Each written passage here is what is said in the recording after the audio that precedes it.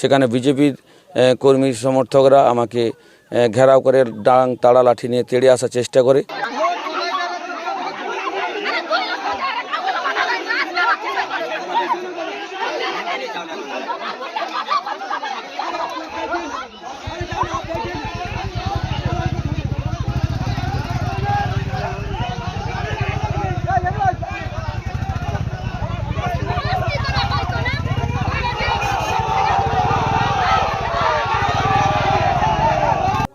দেখুন, আজকে আমি সকাল থেকে বাগচা গ্রাম পঞ্চায়েতের বিভিন্ন এলাকায় যাচ্ছি।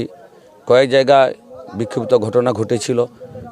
বাগচা মাঝের পল্লী 227 নম্বর বুথ, সেখানে আমাদের পোলিং এজেন্টকে বের করে দেওয়া হয়েছিল। আমি তাদেরকে আবার পোলিং এজেন্টকে ভোট ক্যাম্পের মধ্যে পৌঁছে দিই এবং অনেকগুলো এলাকায় দেখলাম যে মাঝের পল্লী এলাকায় একটা ফাঁকা জায়গা রাস্তায় ঘিরে রাখছে, বড়তলা এলাকায় ভোটারদেরকে প্রভাবিত করা হচ্ছে, বিভিন্ন জায়গায় প্রভাবিত করার চেষ্টা করছে।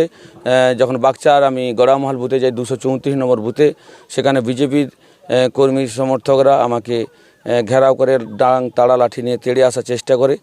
যেভাবে নির্বাচন কমিশনার বলেছিল যে মানুষের নিরাপত্তা, মানুষকে স্বতঃস্ফূর্তভাবে ভোট দেওয়ার জন্য বিজেপি এখন ক্ষমতায় আসেনি, তারা যেভাবে দাপাদাপি করছে বাগচা গ্রাম পঞ্চায়েত এরিয়ায় মানুষকে ভোট দিতে বাধা দিচ্ছে। একজন শাসক দলের প্রার্থী হয়েও তৃণমূল কংগ্রেসের আমি ময়না বিধানসভা 206-এর প্রার্থী, সেখানে আমাকে যদি অ্যাটাক করা হয়, আক্রমণ করা হয়, তাহলে ভোটারদের তাহলে কীভাবে ভয় দেখানো হচ্ছে? ভোটাররা নানান রকমভাবে ভয় দেখানো, তাদের বাড়ি বাড়ি যায় হুমকি। তবে মানুষ মুখিয়ে আছে ভোট দেওয়ার জন্য, আর আমিও ভয় পাইনি, মানুষের সাথে রয়েছি।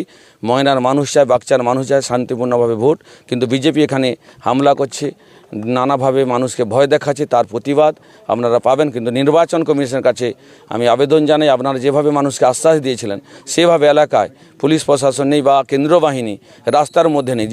যদিও বুথ ক্যাম্পে হয়তো পুলিশ রয়েছে বা কেন্দ্র বাহিনী রয়েছে, কিন্তু রাস্তায় সেভাবে যে যারা টহলদারি নেই, রাস্তাতে মানুষকে আটকে দেওয়া হচ্ছে, যাতে মানুষকে বাড়ি থেকে ভোট দেওয়ার ব্যবস্থা করা, সেই আবেদন রাখছি। আপনার বিরুদ্ধে অভিযোগ করা হচ্ছে যে আপনি ভোটারদেরকে প্রভাবিত করছিলেন এবং তৃণমূলে ভোট দিতে বলছেন। এ তো ভুল মিথ্যা, এখন প্রভাবিতর বিষয় নেই।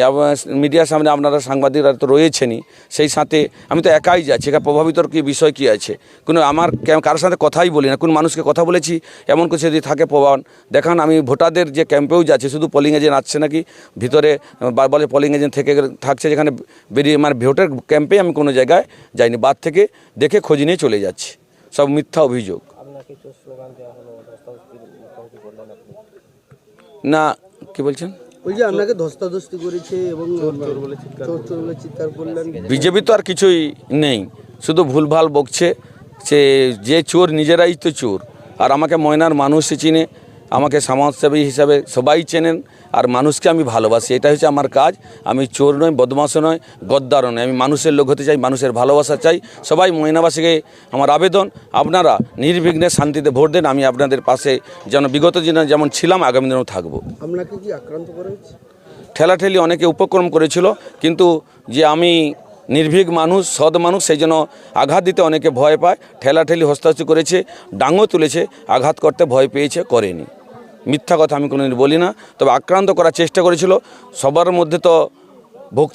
মধ্যে তো বিবেক কিছু আছে, মানুষ হিসাবে সবাই ভালোবাসে, সেই হিসাবে আমি অনেকটা নিরাপত্তা হয়তো হীনতায় ভুগছি, কিছু মানুষের ভালোবাসা পাওয়ার জন্য এই আক্রান্তর হাত থেকেও মুক্তি পেয়েছি। আপনার উপরে যে এরকম করা হলো, নির্বাচন কমিশনকে জানিয়েছেন? আমাদের রিটার্নিং অফিসার এবং নির্বাচন কমিশনকে আমি জানিয়েছি যে আমার যেখানে একজন প্রার্থী যেখানে নিরাপত্তা নেই, সাধারণ মানুষ কিভাবে নিরাপত্তা পাবে, তাই যাতে নিরাপত্তা আরও বলবৎ হয় বাগচা গ্রাম পঞ্চায়েতে, সেই কথা আমি আবেদন করেছি। যার কারণে তৃণমূলের প্রার্থী চন্দন মণ্ডলকে স্লোগান দিতে দেখা গেল। এই 234 নম্বর বুথ গোড়ামাল গ্রাম, এই গ্রামে 2021 সালে বিজয় কৃষ্ণ ভূঁইয়াকে নির্মমভাবে হত্যা করেছিল এই তৃণমূলীরা। এবং এখানে এমন কোনো দিন যায়নি যেখানে বোম না পড়লে সূর্য উঠত না। এই তৃণমূল নন্দীগ্রাম, খেজুরি, হলদিয়া থেকে বাহিনী এনে এই গ্রামে এত অত্যাচার করেছিল, মানুষ অতিষ্ঠ হয়েছিল, বহু মানুষ জখম। এই মুহূর্তে এই গ্রামে অসংখ্য মানুষের নামে 30টা 40টা করে কেস দিয়েছে, অশান্তির পরিবেশ তৈরি করেছিল, এই মানুষকে শান্তিতে থাকতে দিয়েছিল না।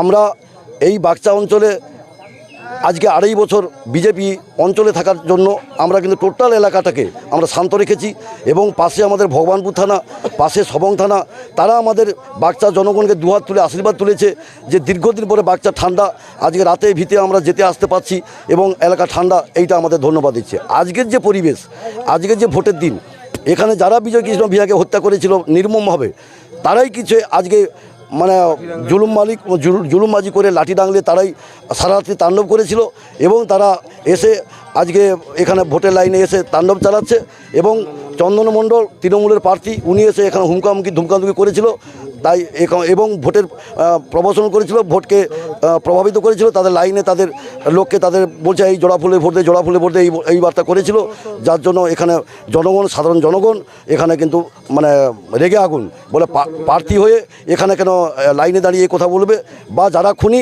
তাদেরকে সাপোর্ট দিচ্ছে কেন, যার জন্য স্বতঃস্ফূর্তভাবে জনগণ এখানে কিন্তু সাপোর্ট দিয়ে বিক্ষোভ দেখিয়েছিল, গো ব্যাক স্লোগান দিয়েছিল।